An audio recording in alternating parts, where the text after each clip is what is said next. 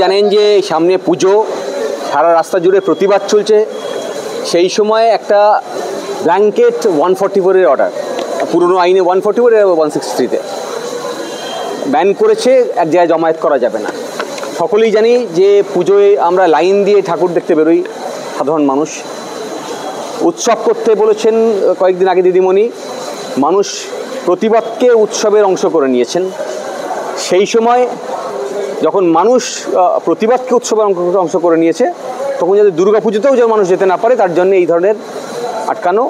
আর আপনারা জানেন প্রতিদিন এই ধরনের প্রতিবাদ চলছে, সুপ্রিম কোর্ট ডিরেকশন দিয়ে যাতে পিসফুল প্রোটেস্ট করতে পারে সবাই, ফলে সুপ্রিম কোর্টের নির্দেশটাকেও অমান্য হচ্ছে। আর এই ধরনের ব্ল্যাঙ্কেট 144 আসলে মানুষের গণতান্ত্রিক অধিকারকে খর্ব করে নেওয়া হচ্ছে,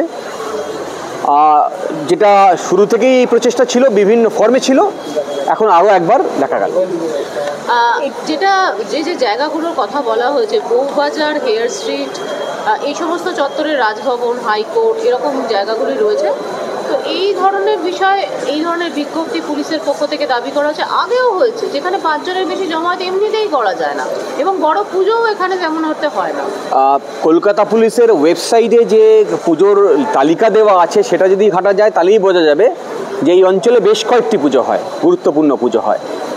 এবং তাছাড়াও আমরা বেশ ছোটোখাটো পুজো প্রতি গলিগলিতে হয়। ফলে পুজোর সময় সাধারণ মানুষ এখন বাজার করতে বেরিয়েছে, সাধারণ মানুষ পুজোতে পার্টি অংশগ্রহণ করবে। এই সময় কোনো বেসিস ছাড়া, কোনো মেটেরিয়ালস নেই।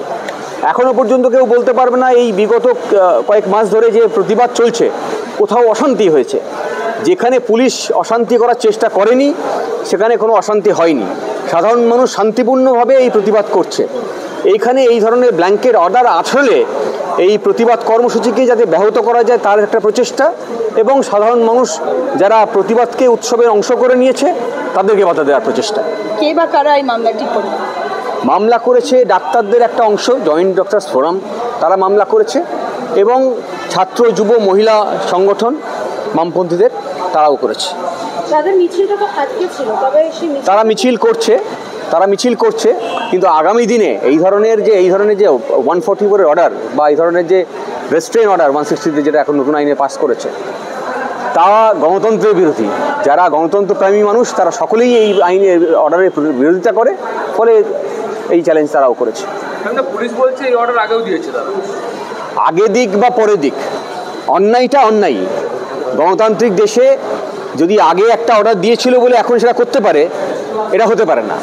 হ্যাঁ, বছর কি নতুন কিছু আশঙ্কা করছেন? এই ধরনের অর্ডার তো হয়েছে না, এই ধরনের অর্ডার এর আগে তেমন দেখা যায়নি। একটা অর্ডার মার্চ মাসে জারি করেছিল, কিন্তু তা ইমপ্লিমেন্ট করেনি। আপনারা সকলেই জানেন এই অঞ্চলে কোনো রেস্ট্রেন্ট ছিল না। কাগজে একটা অর্ডার পাস করে রাখলাম, তার একটা আছে বিষয়, কিন্তু এই ধরনের কোনো অর্ডার এখনও পর্যন্ত কোনো দিন ইমপ্লিমেন্ট করেনি। এই ধরনের অর্ডার এখন বার করা হয়েছে গতকাল মধ্যরাত্রে। আর এটার উদ্দেশ্য খুব ভালো নয়, এটাই আমরা পুলিশের যে বিগত দিনের কন্ডাক্ট তার থেকে আমরা বুঝতে পারি যে এই ধরনের একটা প্রহিবিটরি অর্ডার বার করা শুধুমাত্র গণতন্ত্রকে খর্ব করা নয়, আসলে একটা কুমতলব নিয়ে এই ধরনের অর্ডার বার করা হয়েছে, যাতে আগামী দিনে যারা গণতন্ত্রপ্রেমী মানুষ তাদেরকে ইমপ্লিকেট করা যায় ক্রিমিনাল কেসে। তার জন্য এই ধরনের অর্ডার বের করা হয়েছে। এই কুমতলব তাকে আমরা ডেপ্রিকেট করছি।